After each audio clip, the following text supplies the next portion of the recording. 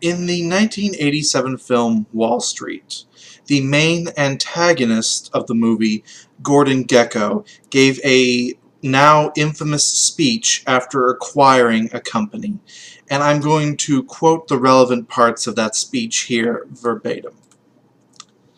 Greed, for lack of a better word, is good.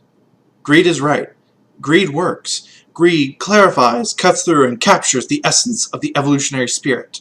Greed in all of its forms. Greed for life, for money, for love, knowledge, has marked the upward surge of mankind. That speech has since been paraphrased down to the phrase, greed is good. Originally, the point of that film, and especially that speech, was to show a warning about how unchecked and just pure unadulterated greed could lead to absolute corruption and just so much wrong in people.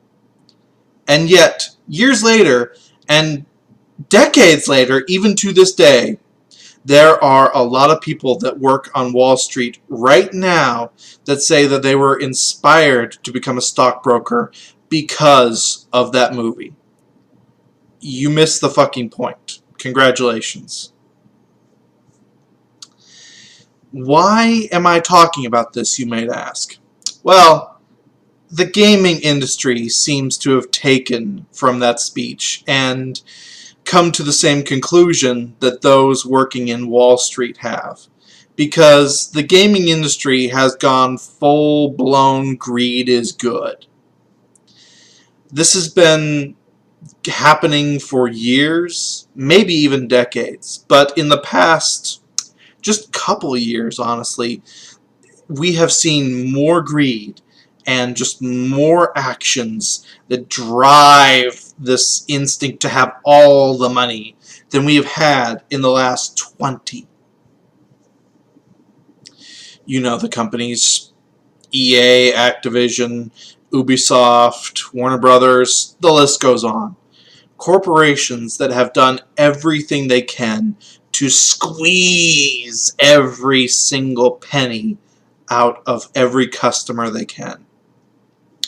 In the last couple weeks, though, we have finally hit peak greed. I would hope, but something tells me we won't. Loot boxes and microtransactions have gone insane. There is no other way to describe it. There is no defense to it anymore. You can't look at these companies and say that they have any sort of restraint with this. Not with the latest things that we've seen, not with their latest actions. It's gotten to the point where it just can't be tolerated anymore. Shadow of War, in not a literal sense, but in a very indirect sense, locked the true ending, that's their term, not mine, behind a loot box paywall. Sure, you can get to the true ending without paying for loot boxes and all that. The rest of the game up to that point is about 35-40 hours. You're going to spend about another 20 just in what is essentially to survive what is essentially a 10-mission tower defense boss rush to get the true ending.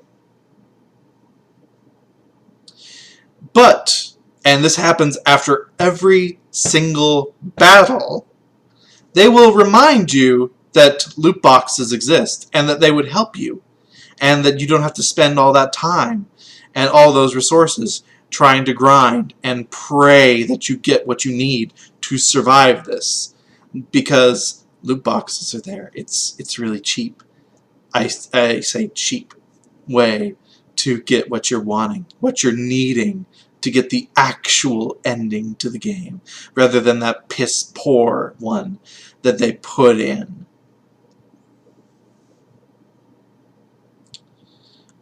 that pisses me off.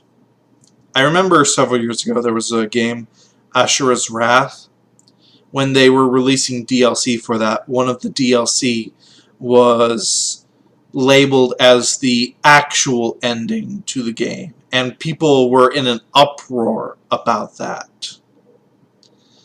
I think that that was a marketing thing, and I'm not sure if that was the actual ending or not, but it caused enough of a stink that that was just seen as a huge backlash, and no company tried it again for a while.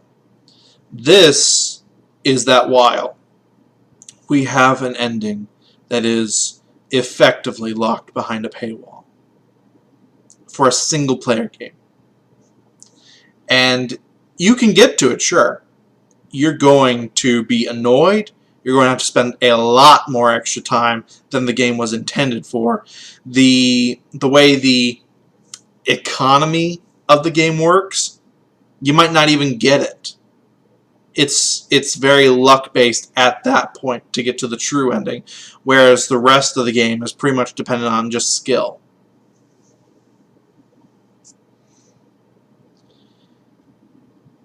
And we are seeing game after game after game put in loot boxes. Because, of course, that is the new flavor of the month. Microtransaction loot boxes. Because they don't have to guarantee a payout. It's all random chance. Which is great for these companies. Because then they can have you buy more and more and more. Hoping you finally get what you're wanting. For an industry that is deathly afraid of being regulated by the government, they are doing everything in their power to pull in the government to regulate them. And the government is not subtle. The government is not soft. The government is not smart. They will overhand and vague their regulation to the point that if they do any sort of gambling style regulation on the video game industry, this will affect about a dozen different industries as well, and they will be really damn pissed at the video game industry. I don't get why these companies are doing this. Well, I get why, because, as I said, greed is good, but I don't get why a company that says they are so afraid of regulation is doing everything they can to try and get regulated. It's insane.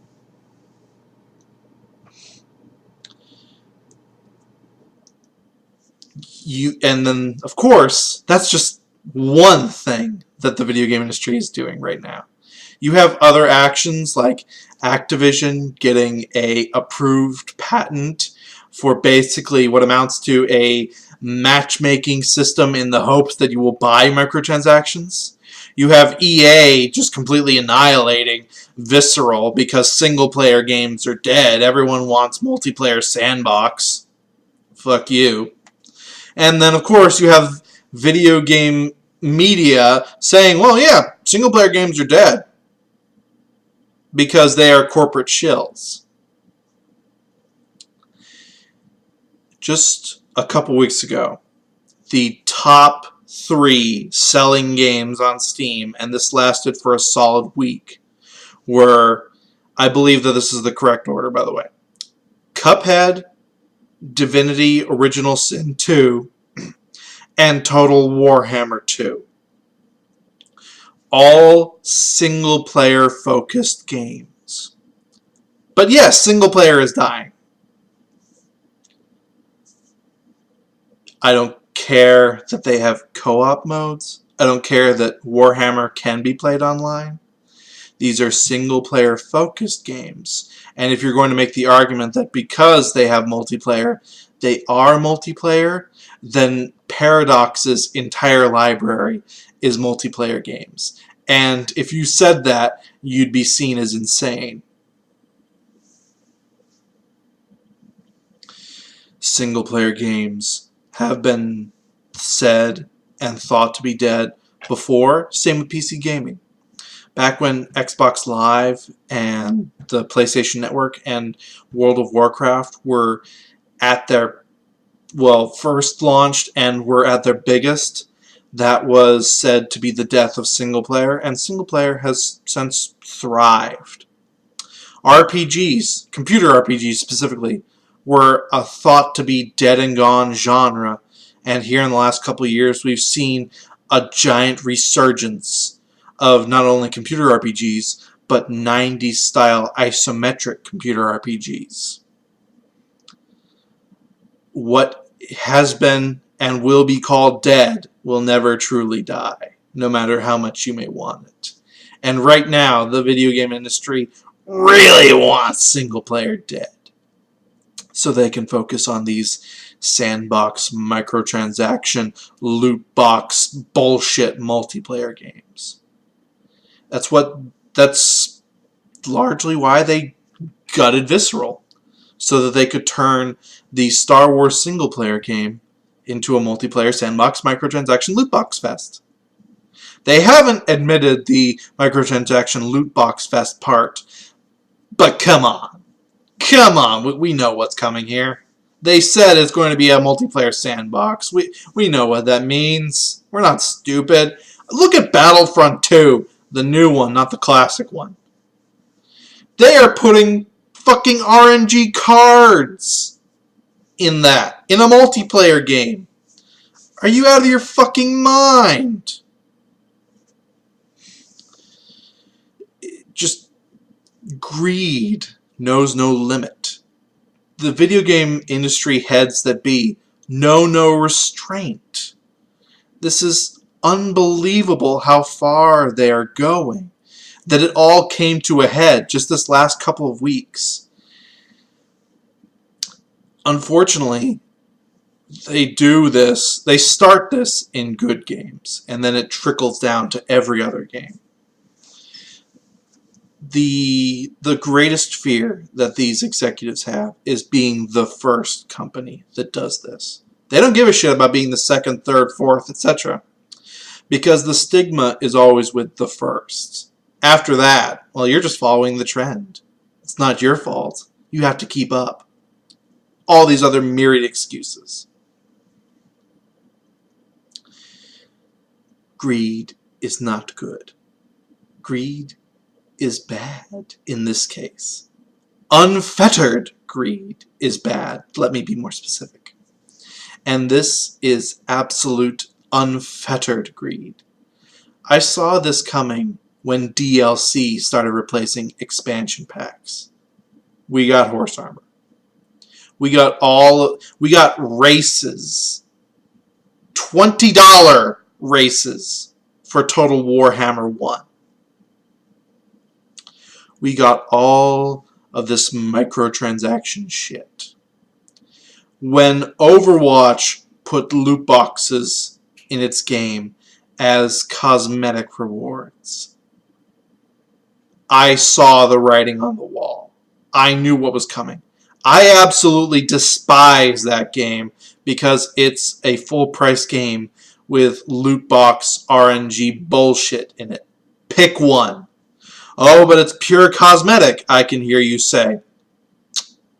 Limited time holiday costumes. I don't need to say anything else. I was actually fine with it when it was first introduced, but then when they started doing the holiday costume thing, no, that's when you pulled me out and I said, no, this is going to be bad. This is the start of what will lead to an industry that knows no bounds.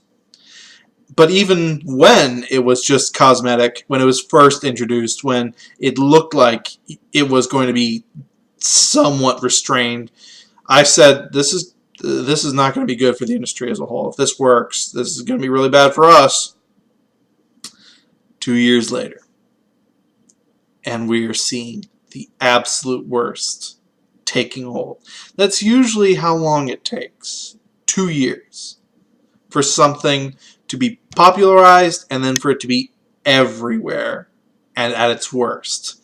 The same was done with DLC, the same was done with microtransactions, and now the same is done with loot boxes. But what about Team Fortress 2 or Other games like that, I can hear you say, because they had what is similar to loot boxes. Overwatch is the loot box style that is used right now. It's the type that they use right now. I mean, if you look at any game that uses loot boxes, it's pretty much done in the way Overwatch does them. So I blame that model on Overwatch and Blizzard. And I don't give Blizzard any slack for this. I fully blame them, just because they're such a good company for 20-odd years, and they're so loved and adored by the public. Fuck that. I don't care who you are. I don't care what you are. I used to be the biggest fanboy of BioWare, and I bash them every chance I get now because they aren't BioWare anymore. This isn't Blizzard. This is the rotting husk of what Blizzard once was. I mean, hell, look at the Necromancer DLC for Diablo 3. Do I need to say anything else?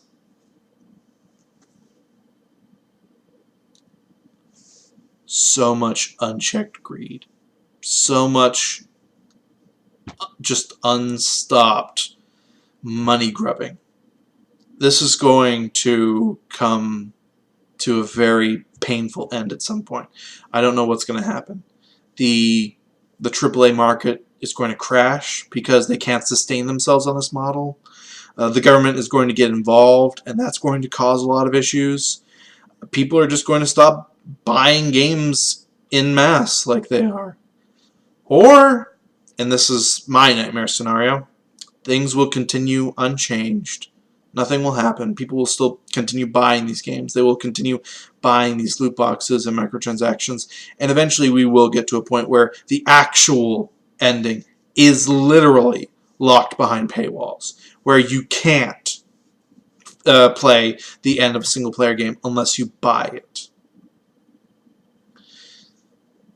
If you think I'm being hyperbolic with that, Shadow of War has started something that, mark my words, in 2 years, if it's left unchanged, will become the norm.